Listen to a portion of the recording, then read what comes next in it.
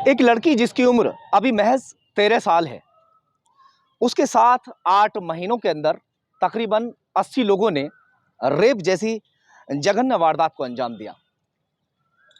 जिसने भी इसके बारे में सुना, उसकी रूह तक छलनी हो गई। अब पुलिस ने तकरीबन उसमें से 60 से 70 लोगों को गिरफ्तार कर लिया है और बाकी की तलाश अभी जारी है। मामला है गुंटूर का। इस नाबालिग लड़की की उस वक्त किस्मत में धब्बा लगा जिस वक्त इसकी मां कोरोना काल में कोरोना के चलते खत्म हो गई। मां को एक अस्पताल में भर्ती उस वक्त कराया गया जब उसे कोरोना हो गया था और उस बिटिया की मां की एक महिला से दोस्ती हो जाती है उसी दौरान अस्पताल में, जिसका नाम सुरना है। वो जो बच्ची है वो भी उससे घुल मिल जाती है क्योंकि उसकी मां से वो सारी बातें शेयर करती थी, उसके पास बैठ के सारे अपने घर के बारे में बताती थी और कई कई घंटे उसके करीब बैठकर गुजारा करती थी। तो कहीं ना कहीं जो वो लड़की है वो उसे अपना मानने लगी थी। मगर इसी दौरान उस लड़की की मां की डेथ हो जाती है और जो महिला है, क्योंकि वो बच्ची ज्यादातर उसके पास उस वक्त रह रही थी, तो उसे वो गोद ले लेती है और उसके पिता को बिना बताए वहां से उस बच्ची को लेकर अपने साथ चली जाती है और वहां से ले जाने के बाद में उस बच्ची का सौदा कर देती है, यानी उसे देह व्यापार के धंधे में धकेल देती है और उसके बाद शुरू होता है रेप का सिलसिला। उस बिटिया के साथ में वो हैवानियत हुई कि जिसने भी सुना उसके बारे में रूह कांप उठी। उसे एक जगह से दूसरी जगह बेचा गया। जो लोग उसकी खरीद फरोख्त करते थे, पहले वो उसके साथ रेप करते थे और उसके बाद में उसे ग्राहक के सामने पेश किया जाता था। अगस्त 2021 में पिता अपनी बेटी के गायब होने की एफआईआर दर्ज कराता है। उसके बाद पुलिस एक्शन में आती है और इसमें पहली गिरफ्तारी करती है जनवरी में।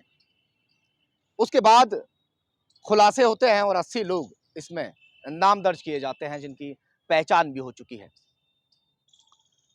और अब 19 अप्रैल को इसमें तकरीबन 60 से 70 गिरफ्तारियां हो चुकी हैं, जिसका खुलासा पुलिस के सामने जब हुआ तो पुलिस के कान भी सन रह गए। उस छोटी सी बच्ची के साथ में इतना बड़ा हादसा हो गया। जो खेलने और कूदने की उम्र थी, जिस उम्र में बच्ची के हाथ में खिलौने होने चाहिए थे, उस उम्र में उसे देह व्यापार के धंधे में धकेल दिया गया और उसे नोचा गया, खसोटा गया। उसके शरीर को बुरी तरह से अस्त व्यस्त कर दिया गया। मैं कहूं तो इतनी यातनाएं किसी शायद बड़े इंसान के साथ में भी दी गई हों जितनी यातनाएं उसको दी गई। महिला ने चौंकाने वाले खुलासे किए कि जिस वक्त उसे वो देह व्यापार में धकेलने की, सौदेबाजी की बात कर रही थी, वो सारी बातें लड़की वहां बैठकर सुन रही थी। वो लड़की उस महिला के पैरों में गिर जाती है कि मेरी मां के बाद में आप ही मेरी मां हो और मैं आपके ऊपर भरोसा करके आपके साथ आई। मगर वो महिला इतनी निर्दयी हो चुकी थी, उसे पैसों के अलावा कुछ भी दिखाई नहीं दे रहा था और वो उसे देह व्यापार के धंधे में धकेल देती है और उसके बाद में इस तरह से उसको बेचा गया जैसे एक खिलौना होता है। एक ऐसा खिलौना कि जिसका कुछ दिन यूज होगा एक जगह, उसके बाद दूसरी जगह, उसके बाद तीसरी जगह। एक ही प्रदेश में अलग अलग कई वैश्यालयों में उसे भेजा गया। कई वैश्यालयों में उसके साथ में दरिंदगी हुई।